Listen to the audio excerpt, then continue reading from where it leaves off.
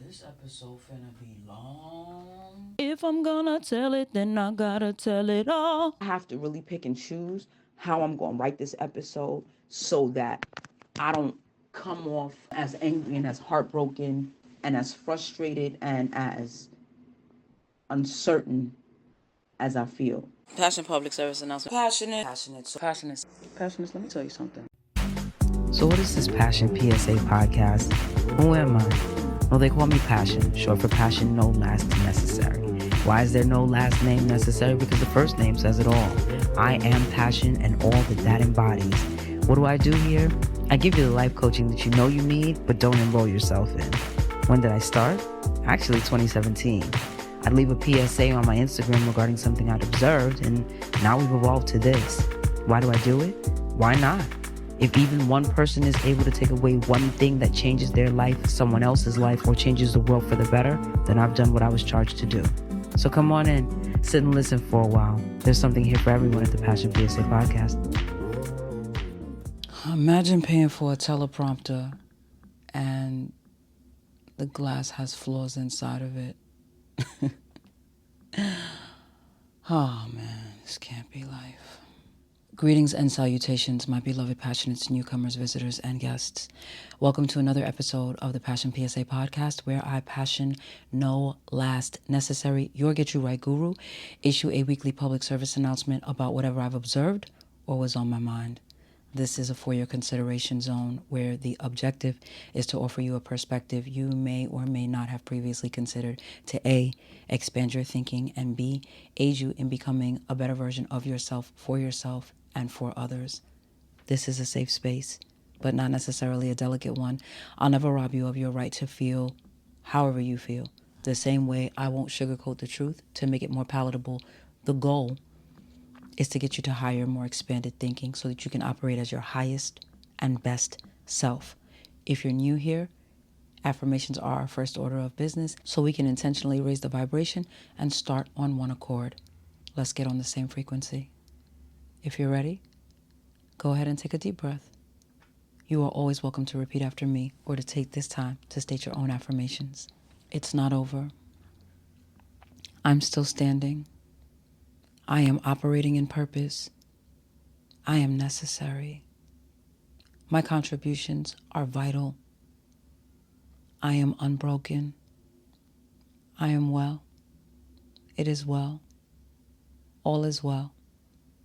Well is all. Ashe, ashe, ashe.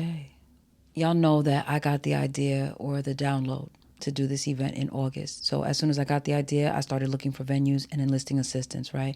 I reached out very humbly to just one person. I said simply, I'm planning an event. I need your help.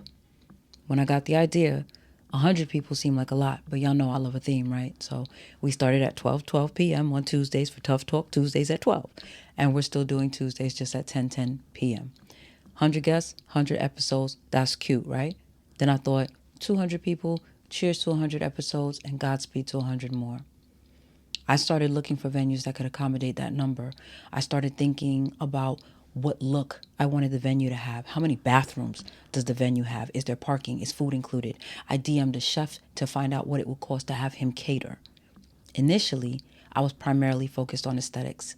I love pomp and circumstance, and if I'm going to put something on or I'm going to put something out, I want it to have a certain visual appeal, not just for the look of it, but because I want you to feel something.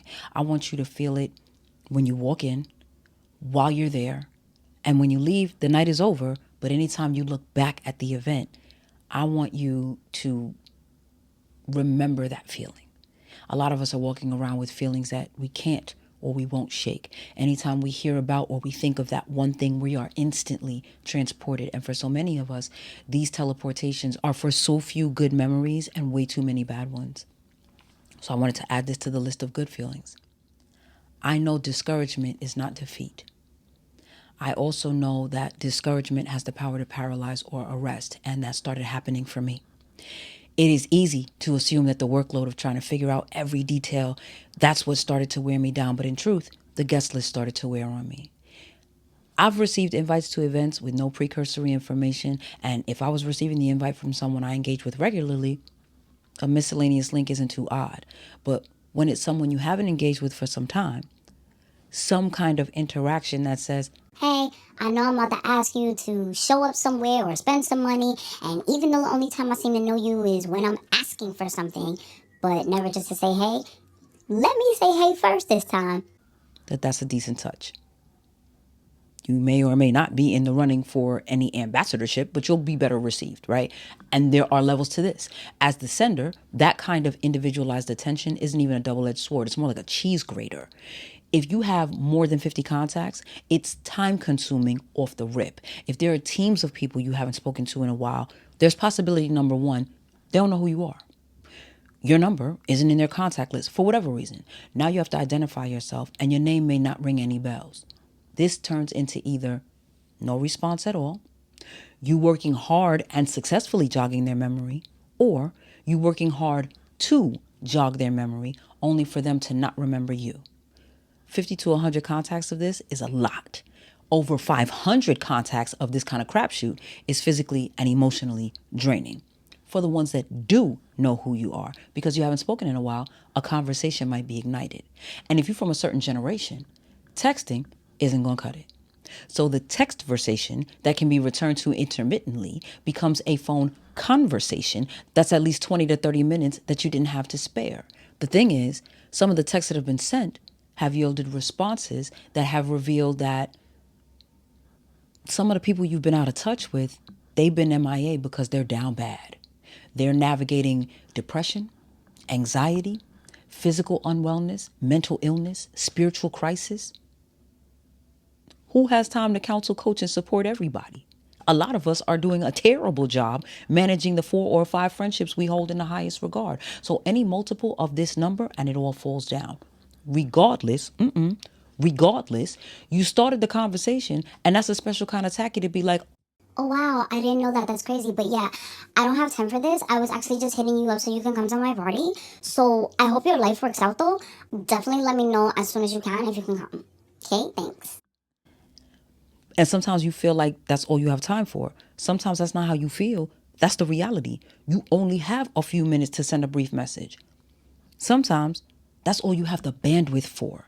And the more rides you take on the merry-go-round, the more unanswered texts, the more people that remember or forget you whenever, the less bandwidth you have for the people that are suffering, the less patience you have for the people that are unresponsive, and the less interest you have to continue forging ahead.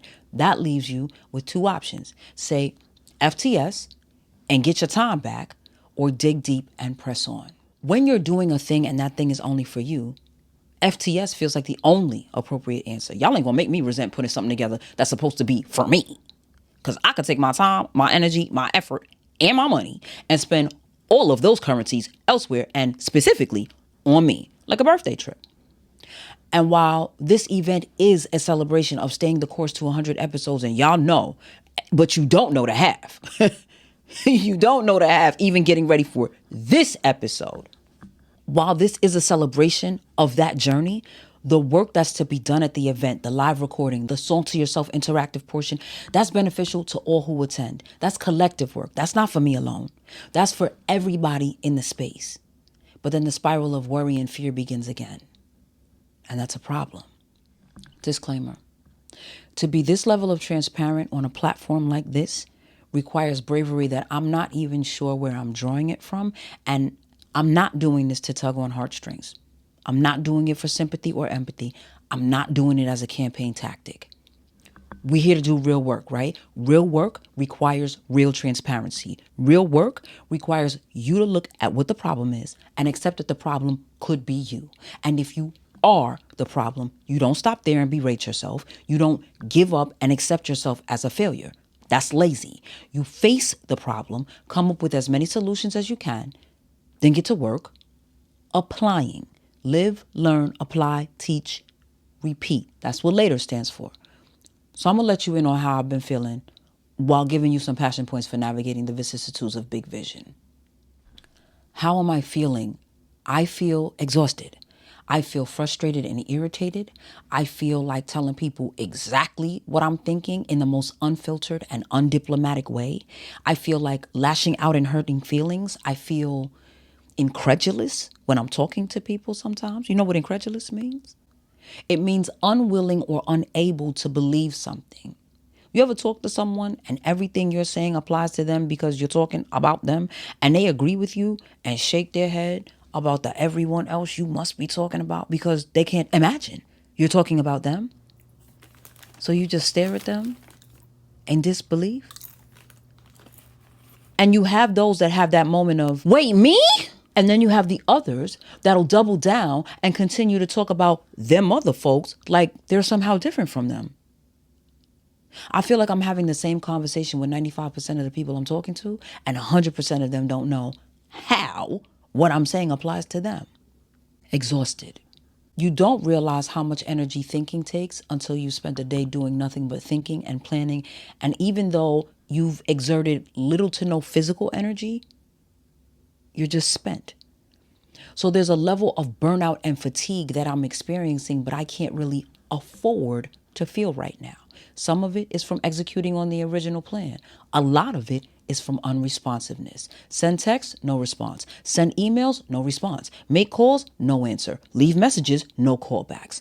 A lot of outreach and no reach back. If I ask you a question and you don't answer, but my next moves are contingent upon you answering, I can't move. So it's hound you until you answer or move on to the next person. But if the next person moves like you, I'm moving, but I ain't going nowhere. The next thing is time. The way people talk out both sides of their mouth simultaneously whilst completely unaware that they're doing it or believing that you're unaware of it is unbelievable. People cry about how time is fleeting and we only get a little of it while also moving and speaking like they have all the time in the world and like it'll never run out. I'm guilty. Y'all know I've been in the procrastination, attention deficiency struggle since February 45th. All right? People wait until the last minute and then they create emergencies that never had to exist, or they put an end to or destroy something simply by acting like they can always get around to it whenever. After last week's episode, a lot of people were stirred by how emotional I was at the beginning of the episode. My confidant hit me and was like, Last night was something. and I told her straight up and down, that's how I feel every day. And then I proceeded to leave her a 30-minute podcast.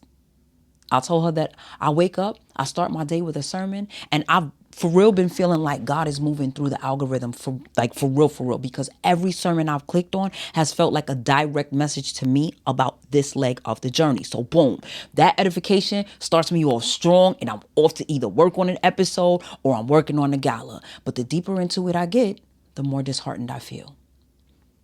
I told her that all I'm asking is for a yes or a no, and apparently that's too much.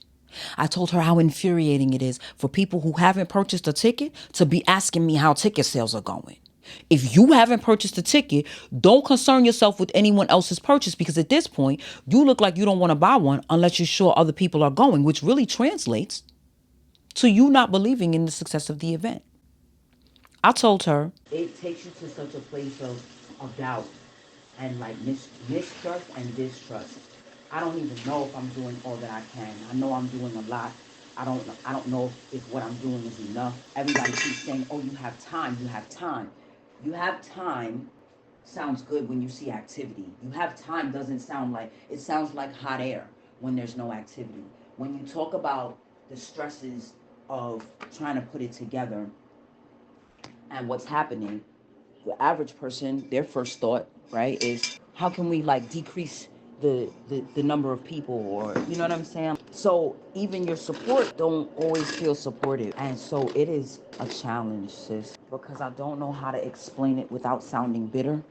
I don't know how to explain it without sounding angry. And I don't want to, there's certain people I just don't want to, I don't even want to hear from them, because I know what they have to offer is nothing that I'm going to find helpful. And that's like, you know, you hurt people's feelings when you say shit like that, but it's also not a lie, right? You asking me, how's it going? And I already know that having this conversation is going to like trigger some type of like deeper emotional response that I don't even have the time for, and I don't trust you enough to go into that space for. That's another thing. If I don't feel like you a safe space, this isn't a conversation I want to have with you, because real talk, if I break down in tears, I don't trust you with my feelings. So I don't want to get that emotional in front of you. So I don't want to talk about it. And what happens when people don't have nothing to talk about is that when you say, I don't want to talk about it, they say, okay, and then they keep talking about it. Or they keep pushing because now they're intrigued or alarmed. So they keep prying either for their own satisfaction, or they feel like if they keep pushing, you'll crack, which is what you need. And that is what some folks need. But when I say I don't want to talk about it, leave it alone. But of course, people think they know you better than you know yourself, right? Anyway. This experience has taken me through every emotion possible, every stressor possible. I have really dealt with really important questions, and I deal with those questions often, but I've had to deal with them more in this particular season. It is unnerving and it is scary, and for the support that I have, I still don't feel like this is something that I'm going through with anybody else, because I can't explain this from the inside of how it feels. And I don't know what else to say. It's just way too much hanging in the balance. It has made me question, not what I'm doing this for, because I know and I'm not talking about the event, not what I'm doing the work for. I do the work because it's important work. You know what I'm saying? Important work will always be important, even if the people who need it the most don't pay attention and don't value what's in front of them. That, we know that the prophet gets no love and no respect in his own city, right? We know that there's so many people who were talking good and talking right and making sense and just pouring value over everything like syrup on pancakes, and they got nothing in return for that until after they were dead. And once they were dead, and somebody put it out there like this person was amazing, now everybody's thirsting and longing. You know what I'm saying? And that takes you to a different place within yourself. Is the work that I'm doing, will it have no value until after I'm dead? Or will it not be acknowledged until after I'm dead? Some days I feel like there would be more peace in my spirit if I knew definitively in your lifetime you'll probably average 150 views. So it really don't matter if you put any more money into equipment, any more money into this podcast, if you dissolve the business, none of that shit will matter, because none of this is gonna really gain traction until after you're dead. So if you have a descendant to be able to capitalize or benefit from whatever funds are made at that time, then cool. But if you don't, it's gonna be what it's gonna be. There are other days when it's am I spiritually developed enough that if I knew definitively this ain't gonna gain any traction until after you dead, that I would be well, okay. Because at least I know. There are so many questions. I don't know if the average person thinks about these things. I'm fairly certain the average person does not. But these are the things that go through my mind. This is serious for me, and I don't feel like it's serious. I feel like, I can't say I don't feel like it's serious for anybody else, but it's everything. So it's like these people don't show up when it's free. You expecting them to show up when they got to pay for it? You have a plan for what you want to do for this event. And these people they didn't support it when it was just online and available for them to consume at random. Should you change the what you're going to do in the show? Or what should you do? So there's so many questions, and it takes you through all of these things. And like I told you, I don't feel comfortable in vulnerability because I don't feel safe in vulnerability, because I don't know too many people that when I speak to them and I tell them how I honestly feel, either I can get a resolution, I can get understanding that that's beyond, oh, but you're strong and you'll get through this. If I don't want to hear that shit anymore. I don't want to hear I'm strong. I don't want to hear I'll get through this. I want to hear Oh, ticket sales is what's stressing you. Oh, donations is what's stressing you. Listen, I'm gonna write you a check for 15,000. That's what I want to hear. Oh, ticket sales. Oh, you know what? You absolutely right, sis. That's crazy that I'm asking you. Has anybody else bought their ticket? Like, I know that I'm sitting on the money, but I kind of don't want to buy my ticket if nobody else is going, because that's the energy that it's given at this point. You know what I'm saying? Like, there's so many like negatives going through my mind, and I'm doing my best not to focus on them. And even right now in this moment, I'm doing everything that I can to suppress the tears. This is stressful. And like I said, the suggestions immediately are like, well, how can we make it smaller? Like, running from the problem doesn't resolve the problem. It just makes it so that I don't have to deal with the real issue. So should I play small for the rest of my life because people are fickle? Should I play small for the rest of my life because it might not work out? Should I hide in the shadows in fear that it might not work out, in fear of embarrassment? People don't get that it's like, if you don't try to do something big and you're always trying to do just something small enough so your feelings don't get hurt, like, you really playing in God's face too. Like, no, I trust you, Lord, but like, I can't really handle it. But I'm still standing, so that means I can handle it, right? Listen, it's somebody right now who probably feels like I should be embarrassed because I put in all this work and I don't have the views that correlate with the amount of work that I've already put in, right? So to wait and try to shield myself from further embarrassment, like, what, how would that benefit me? Like, you know what I'm saying? So I don't need it to be a smaller event. I need committed answers. From there, I told her how many episodes needed to be written to complete the season. And I felt like I needed to write them all that day so I could focus my attention and energy on the event. Needless to say, that didn't happen. I didn't even finish writing one episode that day. In fact, not too long after I left her this eternal voice note and left one for Bree, I just wept. Not enough to feel better, just enough to get some of it out and then accomplish nothing for the remainder of the day. This is a part of faith that isn't scary. It's sickening. It's actually nauseating. It's the part of faith that makes you feel your brain shaking inside your head. That's what it is.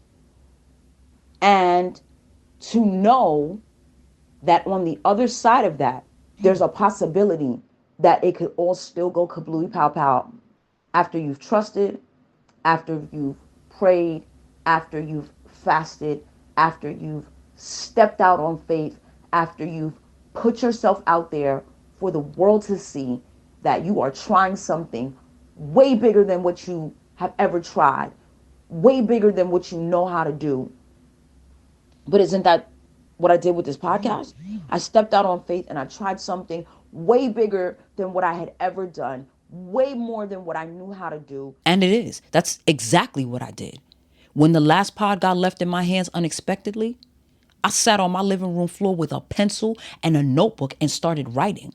When I stepped out on faith to do this pod, I had a producer who stopped speaking to me after not producing as agreed, but asking for more money to do what he was supposed to do in the first place. So I've seen the fruits of mustard seed faith. I've seen the fruits of bold, unapologetic faith, and I felt the fear. I felt the disappointment when it didn't go as expected. The issue and the point is I know both sides of it. If things blow up in your face and no one sees it and no one knows, you get to tell the story how you want to. But when the world is watching, you only get to tell how you feel and how you're handling it, and people will still create their own storylines. But higher self says, Just because it didn't work out the way you wanted to, the way you planned it, or the way you expected, doesn't mean it didn't work. but that's not this episode, okay? That episode is coming. This is the meltdown episode where I'm saying, source, you had your plan and I get that, but I'm not enjoying not 1 second of this game of surprise. This isn't like the pleasant surprise party where like kind of no matter what happens, it's all good. This is more like walking through a haunted house where something terrifying is waiting to jump out at you at every turn. And not only is it jumping out at you, some of it is chasing you as you run screaming and begging to be let out. There are people who are saying, like, yeah, at minimum, I'll donate. Who's to say that I won't fly home for it? Who's to say I won't fly to New York for it? But what they saying and what they doing is not the same. I know someone who's already purchased their flight. But how we buying flights to get to an event, but not a ticket to get into the event? That says either you got more faith in the flight selling out or the airfare going up than concerned about ticket availability. And you have a right to that. But so if everybody but me is operating on the, I have plenty of time timetable, we have an issue. You have plenty of time, but I don't. And I don't have plenty of patience either. I'm feeling like everything is making me want to just like separate from everything. And I'm not into escapism. And the main reason I'm not into escapism is because nothing comes of that. Because you still got to come back and face it unless you run away indefinitely. And if I can't run away indefinitely, then what am I escaping for? Oh, but you need a break. And then who's going to keep it going? And as I've stated on countless occasions, breaks don't make me feel better. They make me hyper aware of what needs to be done that isn't getting done and what will be waiting for me when I get back if I stop now. Everything is in the upside down, sis. Everything. And I would love to be able to be emotionally underdeveloped enough for it to be, I can have a loud, explosive, say whatever I think and whatever I feel about whomever. I don't give a about their feelings, and everybody just take it in stride. I would love to be able to act like how those people act. But when you are emotionally intelligent, while you know that that is a viable reaction, you also know that it is an inappropriate reaction. And so you can't react like that. And if you are financially intelligent, then you know that you can't have that kind of reaction when these are the same people that you're counting on, waiting on, hoping for to buy your tickets. And here again starts the loop of, but do I want them to come? Will they get the vision? Will they enjoy themselves? Should I change the format? Should I even do this? I went on another tangent about how much of a mind scramble it is to have to remind people every week that the same thing you've been doing for 3 years, you're still doing it. As you have been for the last 3 years. How people complain about the trash that's out there, commend you for the quality of your output, but then don't watch what you put out. How you show up for people when they're the ones putting out the trash. How it's simply incomprehensible that if you ask why they don't support what you do, they come up with every answer other than, I'm just not interested. But if they would just say that, you stop sharing, stop asking, and stop talking about it with them. I talked about how wild it is for people to ask you for links they have no intentions of opening. How people can't spare 20 minutes to tune into something that might really serve them well, but they can ask you for hours at a time. And the only thing you'll walk away with is a, thanks for coming. And then the loop begins again. Me stopping what I'm doing to spend mad hours doing what you wanted to do is quality time for you. But then the same applies. Them stopping what they're doing to come to this event is valuable, yes, but not what they consider quality time. Because if more people felt like healing was time well spent, less people would spend their time doing things that are harmful. So then maybe don't do the event. I have to really pick and choose how I'm going to write this episode so that I don't come off as angry and as heartbroken and as frustrated and as uncertain as I feel. But this is how I feel 90% of my day. So I don't know what else to say. I could get a check for $100,000 in 2 weeks. And that would be amazing.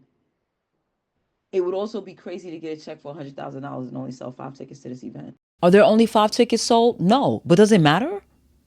I know people already had things on the books, other engagements, vacations, the like, but People are just, they're hoping for something better to come up. They prefer not to spend that amount of money. It's before the holiday, it's whatever. Any excuse not to show up. You can't show up when it's free, you can't show up when it's paid.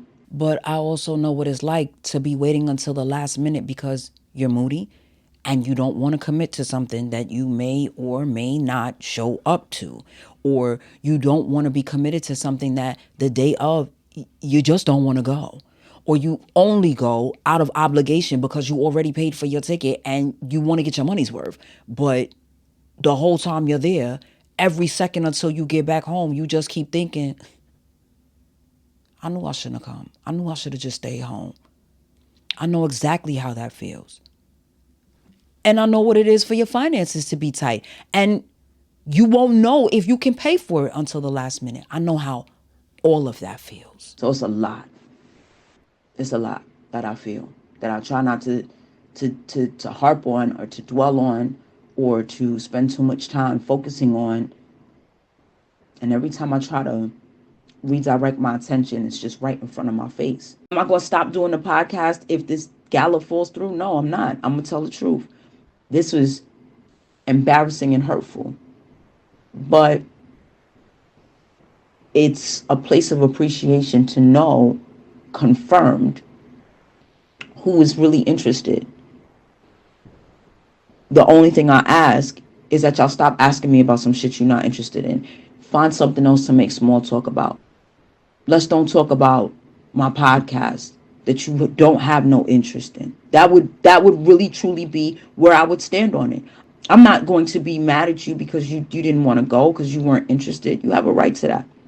Just don't ask me about this. It's one thing to not hear from people who are in California and Florida when Florida got hurricanes blowing through. It's something different to not hear from people who you work with. You look at them in their face every day. And they're either saying nothing or selling you dreams. Like, move around, beloved. But again, I have to see where I'm the problem in that as well. Some of those invites were courtesy invites. You're invited if you'd like to attend, but if not, that's cool too. But just say that, because somebody else who's actually excited about this is waiting on their invitation. And that energy was wasted sending it to someone who knew then and knows now that they don't want to be there. Just decline. How hard is that? But that's on me for even giving them that option in the first place. And then the gaslight is, it's not for everybody. No, this is for everybody.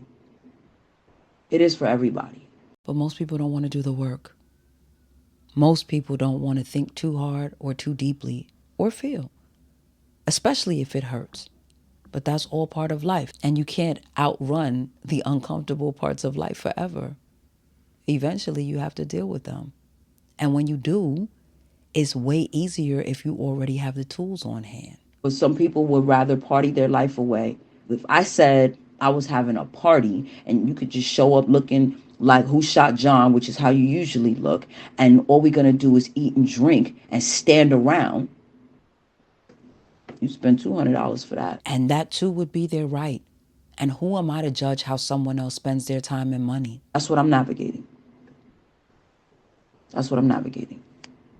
Distress and sadness and frustration and some anger, some hurt, confusion, doubt, fear, and still pushing through and saying, I'm going to keep doing the work.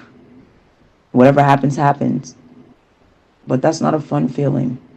It don't feel good. It don't feel safe. And it doesn't feel like it's changing. Like no day makes it feel like it's changing. How am I? I am a phenomenal work of God. And I am living the most human experience. And I trust God, but I don't feel so good. Thanks for coming to my TED Talk. I told y'all that was a 30-plus minute voice note. So I pared it down for y'all. Some because I was ranting, some because it was more personal, some because of those blasted ums and you knows. And even in the process of that, me and technology, I clicked the wrong thing and almost deleted the entire pared down version, but I was able to save it. Only thing, the platform I was using didn't allow me to just undo my last edit. So by hitting cancel, I undid like 3 minutes or more of edits, which translates to like 2 or 3 hours of work, which meant doing it all over again, hearing it all over again. What do I want you to walk away from this episode with? Get your pens out. As someone who may need or want to plan an event in the future, assemble a team. Vet your team for where they are emotionally and mentally. Check in frequently. Even if you can't do anything for them, letting them know that you remember that they are navigating their own things, that counts. Sometimes more than you realize. Be honest about how you're feeling. You don't have to tell everyone on the team everything, but you have to tell someone. You have to tell them when you feel like giving up and when you feel like going on. Cry when you need to, wherever that may be. Tears make other people uncomfortable. Oh well. Tears make some people try to rush in and save the day. Tell them move, but purge when you have to. You're supposed to. It's literally how your body was designed. If you need to cancel, cancel. And let them think what they think. Let them speculate. One of my coworkers comes to work sick and intentionally does nothing to prevent the spread of germs. But if you blame them for you getting sick, they deny. What's my point? People will do everything to take no accountability when they're wrong or they're the problem. Do what you need to do for your peace. There's nothing you can do to give yourself peace for people being wishy-washy and non-committal. People going people. From talent to guests.